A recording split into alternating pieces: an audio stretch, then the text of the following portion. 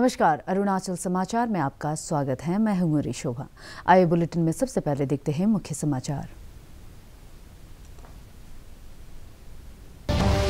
रक्षा मंत्री राजनाथ सिंह ने बेंगलुरु में हिंदुस्तान एरोनॉटिक्स लिमिटेड के हल्के युद्धक विमान तैयार करने वाले दूसरे संयंत्र का किया उद्घाटन। आत्मनिर्भर भारत कार्यक्रम के तहत रक्षा उपकरणों के उत्पादन पर जोर देते हुए कहा, भारत अपनी रक्षा के लिए अन्य देशों पर नहीं रह सकता निर्भर। Arunachal Pradesh state legal services authority ने वेस्ट कामेंग जिले के बोमडिला में गांव बूढ़ा और बूढ़ी को दिया परंपरागत और औपचारिक कानूनों पर प्रशिक्षण शिविर में 107 गांव बूढ़ा और गांव बूढ़ियों ने लिया हिस्सा।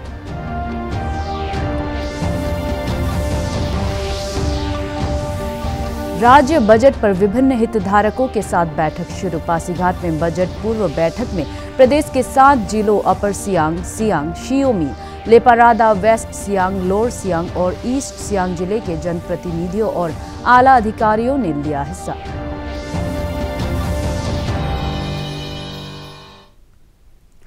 रक्षा मंत्री राजनाथ सिंह ने आत्मनिर्भर भारत कार्यक्रम के तहत रक्षा उपकरणों के उत्पादन पर जोर देते हुए कहा है कि भारत अपनी रक्षा के लिए अन्य देशों पर निर्भर नहीं रह सकता है। आज बेंगलुरु में हिंदुस्तान एरोनॉटिक्स लिमिटेड HAL के हल्के युद्धक विमान तैयार करने वाले दूसरे संयंत्र का उद्घाटन करते हुए उन्होंने कहा कि 73 तेजस MK-1A और 10 तेजस प्रशिक्षण विमान खरीदने के लिए 48,000 करोड़ रुपए के ऑर्डर से हिंदुस्तान एरोनॉटिक्स लिमिटेड को बहुत मदद मिलेगी। उन्होंने कंपनी को उसके स्वदेशी कार्यक्रम को पूरा करने में सभी सहायता का आश्वासन दिया और आशा व्यक्त की कि कंपनी निर्धारित समय सीमा के अंदर इन विमानों की आपूर्ति कर देगी।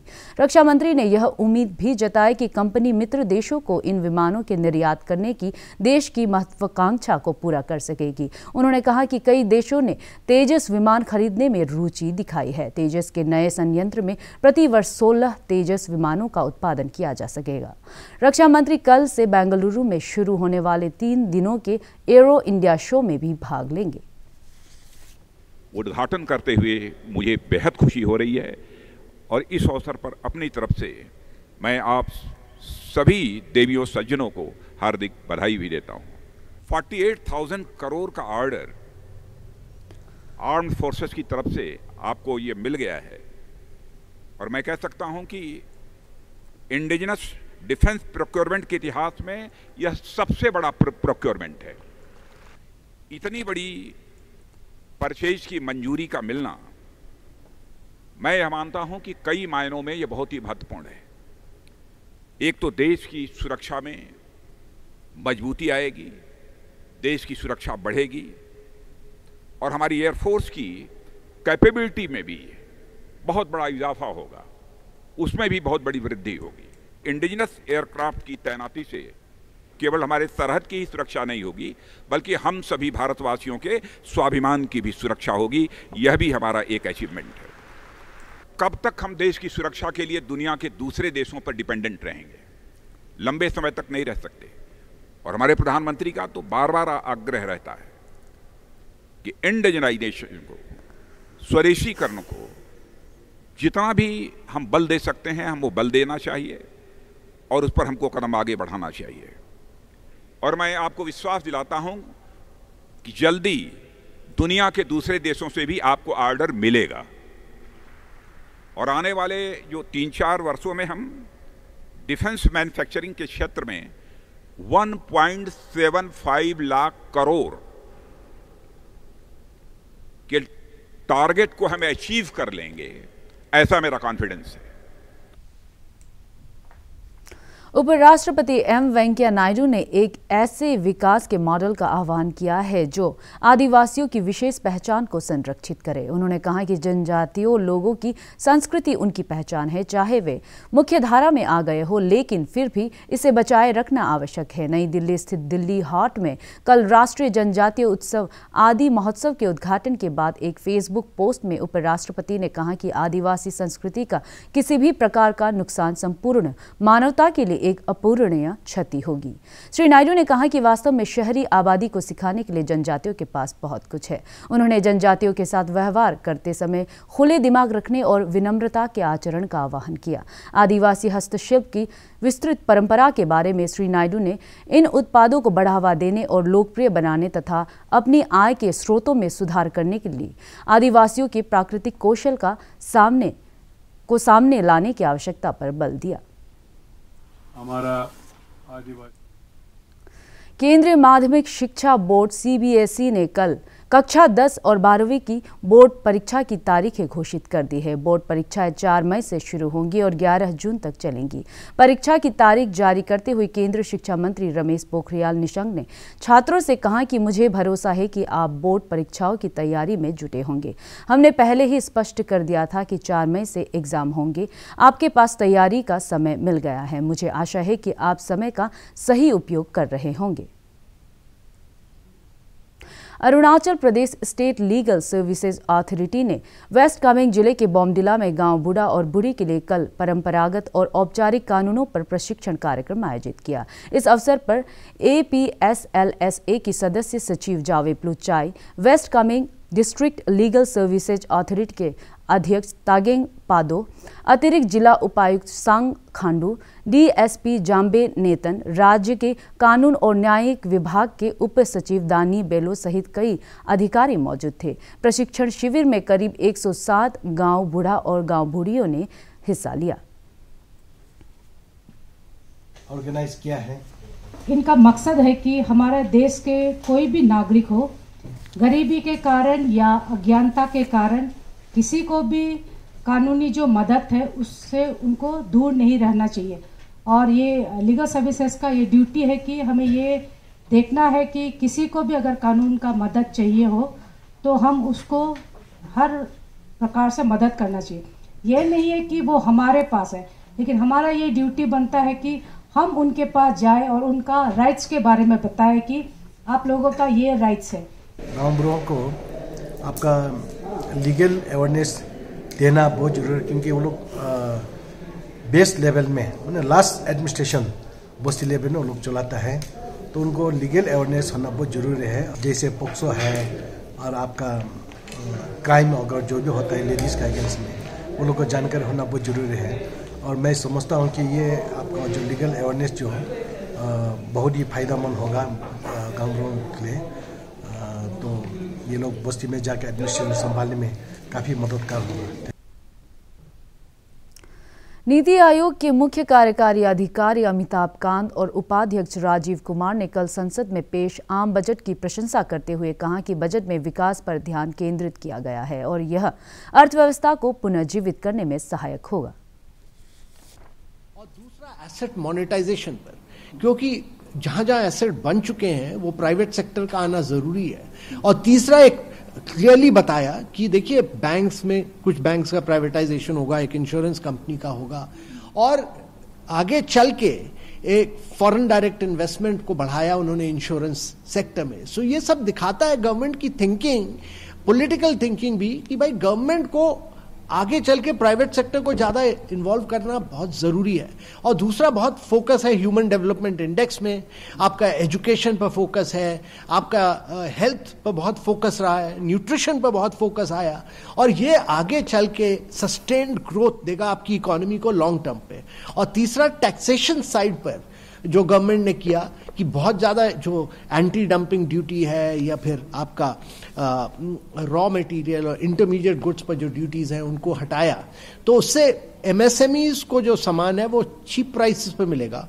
और उससे क्या होगा कि चीप प्राइसेस पे मिलने से आपकी एमएसएमईज की ग्रोथ होगी और एम्प्लॉयमेंट क्रिएशन बढ़ेगा बहुत देश में। तो ये बजट बहुत ही प्रैक्टिकल बजट है, बहुत ही रैशनल बजट है, बहुत ही प्रोग्रेसिव बजट है। और सबसे बड़ी चीज़ जो है कि टैक्स को टेम्पर नहीं किया गया है, कोई नए सेसेस नहीं लगाए गए हैं, और ये बहुत बड़ी चीज़ है। ये बजट इस समय के लिए और हिंदुस्तान की इकॉनमी को बढ़ावा देने के लिए, ग्रोथ पे फोकस करने के लिए और एक ऐसा फाउंडेशन ले करने के लिए जिससे कि हमारे आने वाले वर्षों में भी हमारी जो है वो ग्रोथ रेट तेज रहे, उसके लिए सबके लिए बहुत ही मुनासिब, बहुत ही अच्छा बजट है।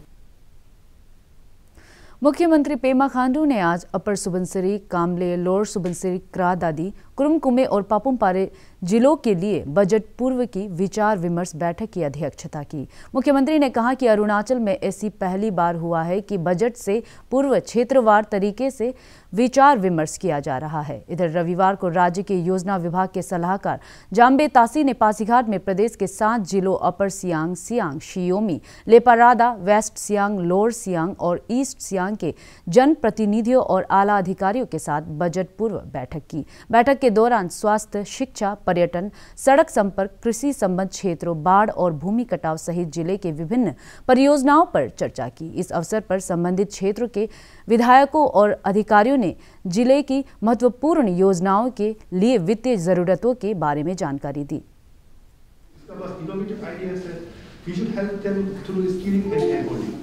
तो उन लोगों को जितना इस प्रकार का अगर हम मदद करता है तो हम लोगों का यहाँ का एम्प्लॉयमेंट बहुत बड़ा एक प्रॉब्लम हम लोग सॉल्व कर सकते हैं, क्योंकि हम लोगों के पास इतना पोटेंशियल है, टूरिज्म में पोटेंशियल है, हॉर्टिकल्चर में पोटेंशियल है, एवरी एलाइट में पोटेंशियल है। तो ये अगर पोटेंशियल हम अगर एक्सप्लोर करता है तो मैं हम लोग इसको जरूर हम लोग इसके ऊपर में चर्चा करेंगे करना चाहते।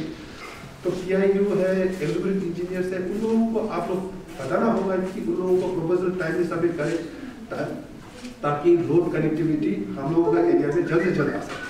अगर ऑफिसर प्रोएक्टिव है तो ऐसे है सेंटर से बहुत फंड आ सकता है। अगर ठीक उसी लाइन में अगर रोड सेक्टर में बात करें तो हमारा जो जितना भी स्कूल्स है, हॉस्पिटल्स है, जो सेंटर से नहीं होता है तो स्टेट का तरफ से भी आप लोगों को मदद करने का पूरा कोशिश किया जाएगा।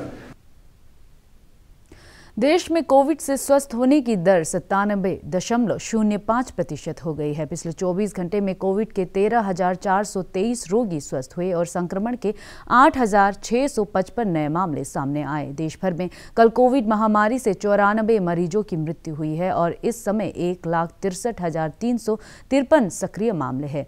इधर अरुणाचल प्रदेश में पिछले 24 घंटे में कोविड संक्रमण का एक भी मामला सामने नहीं आया है और इस दौरान 3 रोगी स्वस्थ हुए। राज्य में कोविड के सक्रिय मामलों की संख्या घटकर 10 हो गई है और रिकवरी दर 99.61% है। राज्य भर से कोविड जांच के लिए कल 551 सैंपल एकत्र किए गए। आज दोपहर करीब 2 बजे ईटानगर राजधानी क्षेत्र के RWD कॉलोनी में आग दुर्घटना में 6 घरों के जलकर नष्ट होने और लाखों की संपत्ति के नुकसान होने की खबर है। हालांकि इस दुर्घटना में कोई हताहत नहीं हुआ है। आग दुर्घटना के कारणों का अभी तक पता नहीं चल पाया है। ईटानगर नगर निगम के डिप्टी मेयर बिरी बासांग ने घटनास्थल का दौरा कर प्रभावित परिवार को सहायता का आश्वासन दिया है।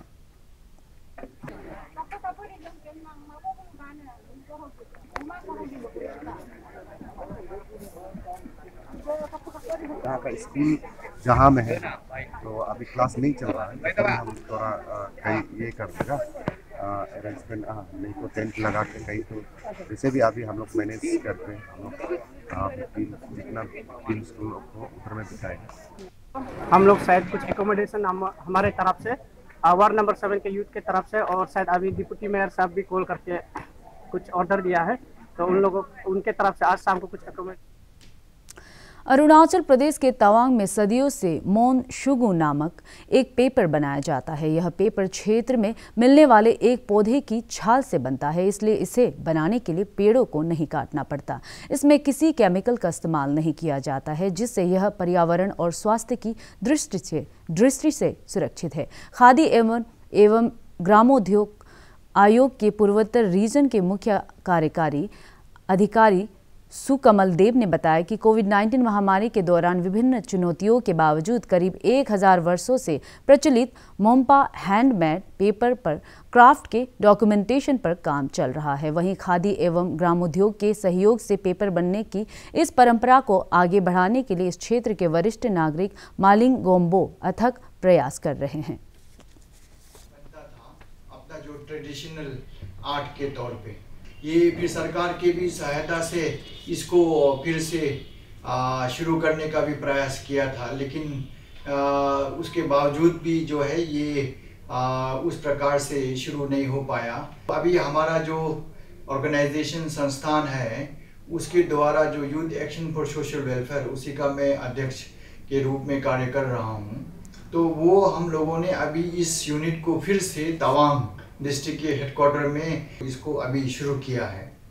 तो ये मन शुगु जो है ये सदियों से चला आ रहा एक कला है जो हमारे यहाँ के जनजाति लोग मोनपा लोग इसको बनाते थे और इसका प्रयोग जो है हमारे पूजा पाठ में और धर्म ग्रंथों को लिखने में यूज़ करते थे।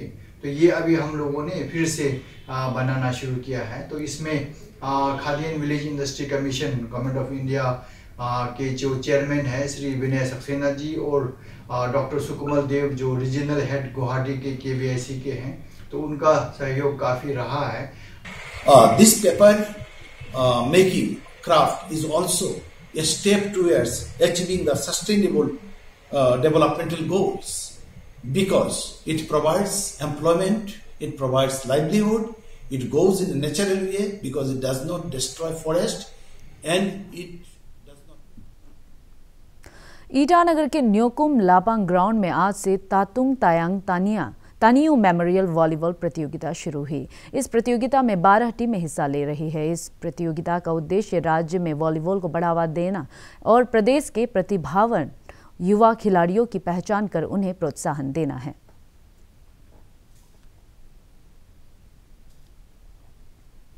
अरुणाचल समाचार के आज के अंक में इतना ही। जाने से पहले आप सभी से अनुरोध है कि कोविड-19 के दिशा निर्देशों का पालन करें, हमेशा मास्क लगाएं, बार बार हाथ धोएं और सोशल डिस्टेंसिंग के नियमों को मानें। हम कल फिर हाजिर होंगे अरुणाचल और देश दुनिया की खबरों के साथ। चलते चलते आपको बताते आप अरुणाचल समाचार हमारे YouTube channel DD news Arunachal पर भी देख सकते हैं। देखते रहिए अरुण प्रभा। नमस्कार।